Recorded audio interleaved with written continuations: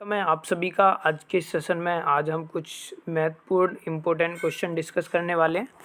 तो चलिए शुरुआत करते हैं। आज का पहला क्वेश्चन है, कर्क संक्रांति के समय उत्तरी गोलार्ध के किस स्थान पर 12 घंटे का दिन होता है? तो इसका सही आंसर जो होगा वो है आपका विषुवत रेखा पर। अगर आपने पहले की क्लासेस नहीं देखी हैं तो प्लीज़ आप उनको एक बार अवश्य देख लें।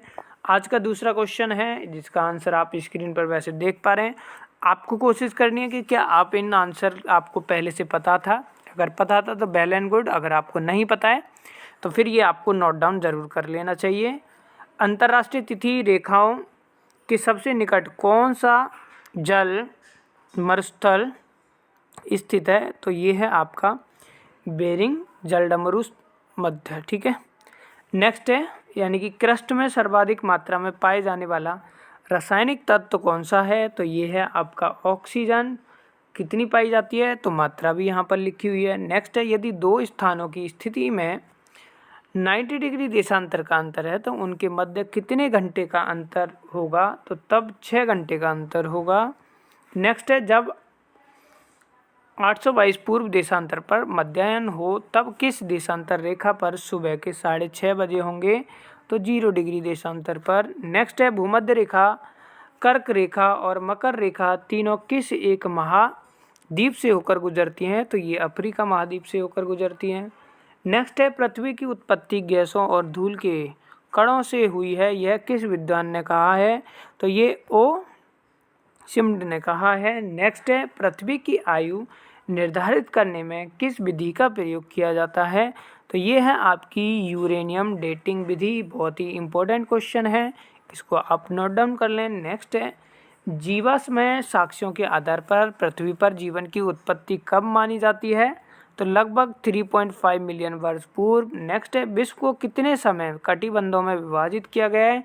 तो 24 समय कटिबंध में इसको विभाजित किया गया है। नेक्स्ट क्वेश्चन है, ग्लोब पर उत्तरी गोलार्ध में विषुवत वृत्त से 86.2 की कोणीय दूरी पर खींचा गया काल्पनिक वृत्त क्या कहलाता है? ट्रॉपिक ऑफ आर्कटिक, यानी कि आर्कटिक वृत्त कहला जाता है। कल आपकी क्लास नहीं हुई थी तो एक हम पेज और कर लेते हैं ताकि हम कंटिन्यू अच्छे से चलते रहें। विषुवत रेखा सहित कुल अक्षांशों की संख्या कितनी है? तो ये है आपकी 181, जिसको हम अगर बात करें तो 90 + 1 करके ये आता है आपका। ये डिटेल में हम नहीं करेंगे क्योंकि वीडियो हो जाती है, आप कंप्लीट देखते नहीं है। किस ज्वालामुखी को भूमध्य सागर का प्रकाश स्तंभ यानी कि लाइट पिलर ऑफ मेडिटेरेनियन सी कहा जाता है? तो माउंट स्ट्रॉन्टम्बली। नेक्स्ट है, ज्वालामुखी पर्वत माउंट सेंट हेलेस कहाँ स्थित है? तो संयुक्त राज्य अमेरिका में। अफ्रीका महाद्वीप का सर्वोच्च पर्वत शिखर माउंट किलिमंजारो किस देश में स्थित है? तो तंजानिया में है। मोना लोआ एक सक्रिय ज्वालामुखी है, यह कहाँ स्थित है? तो ये हवाई द्वीप समूह संयुक्त राज्य अमेरिका पर है। फिर कहता है, अंटार्कटिक का एकमात्र सक्रिय ज्वालामुखी कौन सा है? तो ये है आपका माउंट एरबुस यानी इरेबस। ईरान के 2 प्रमुख मृत ज्वालामुखी कौन से हैं? तो ये हैं आपके देवबंद व कोह सुल्तान। नेक्स्ट है, ज्वालामुखी शंकु के ऊपर मिलने वाली कीपाकार गर्तनुमा आकृति को क्या कहते हैं? तो उसको क्रेटर बोला जाता है।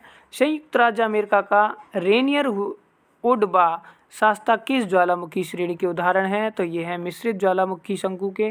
किस प्रकार के लावा में सिलिका की अधिक मात्रा पाई जाती है? तो ये अम्लीय लावा के उसमें।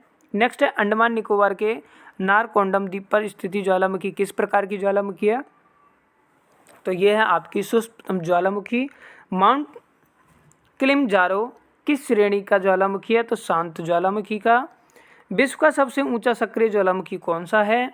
तो ये है आपका कोटोपैक्सी ज्वालामुखियों का। मेघलाबद्ध वर्गीकरण कितने भागों में किया गया है? तो 4 में। ये थे आज के कुछ इंपॉर्टेंट क्वेश्चन। आज का पहला क्वेश्चन आपकी स्क्रीन पर है, जिसका जवाब आपको कमेंट करके बताना है। कल हम मिलते हैं इसी क्वेश्चन के साथ। आज के लिए इतना ही। Thank you for watching.